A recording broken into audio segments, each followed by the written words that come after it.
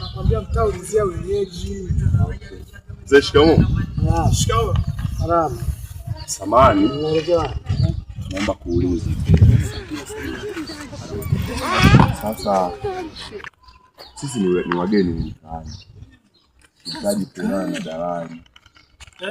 Tunahitaji kuonana na dalali wa vyumba. Dalali ndo mimi nimenipata bwana. Ndo mimi bwana. Dalali vyumba vipo vingi. Dalali vipo vingi. Naomba tulia kwanza wewe, huoni nimevaa suti. Basi nyinyi mnataka vyumba, mko serious au mmekuja yani? Tunahitaji chumba kimoja. Tunahitaji kimoja cha kwanza nacho. Chumba kimoja ila tuko wawili. Hiyo chumba kiko self container. Nyie mmeoa? Hapana. Hamjaoa. Sasa chumba kipo, hata ukitaka ambacho kina madeni kipo, kina kitanda kipo, TV kipo, kila chumba yani na cha kuanzia maisha kipo. Nyie mnatakaje? Tunataka chumba kimoja mzee wangu. Sasa kila mtu anataka akae peke yake au mnataka chumba hiki? Kila mtu nimuonyeshe cha kwake. Yaani mzee wangu sisi bajeti yetu ni 30 kwa mwezi. Tunataka chumba hiki. Sasa mimi nitawapatia chumba cha 15. Kila mtu akae, maana itakiwa wanaume wawili wakae chumba kimoja.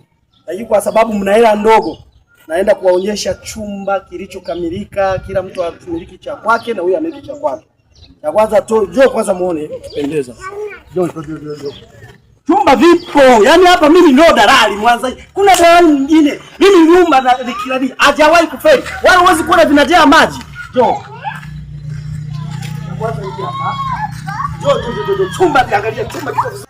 Chumba kimekamilika, choo ndani kwa ndani, unaishi bila matatizo. Leta demu yoyote, masaa 24.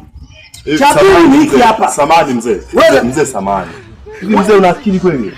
Usiniulize sina akili. Vyumba unataka vyumba au unataka kulala kwenye mzee, sikiliza. Yeye anaweza choo ananiambia ni chumba mzee. Chumba kiko self container, chumba ndani. Choo kiko ndani kwa ndani. Osha wewe. Ndio maana nakwambia usije bwana tungekamilika wajuu kule. Mimi ndo mwenye nyumba. Wewe labda 28 mwezi huyo. Mwanza nzima. Mwezi kabisa. Acha tu. Kama mtaki mtaenda kulala mnazunguka zunguka. Mnaacha vyumba vizuri kama hivi. Acha kabisa. Tutaila kweli yani. Yaani hao watu hizi hela mbona zimenikimbia tena? Hapa mtu akinipa 15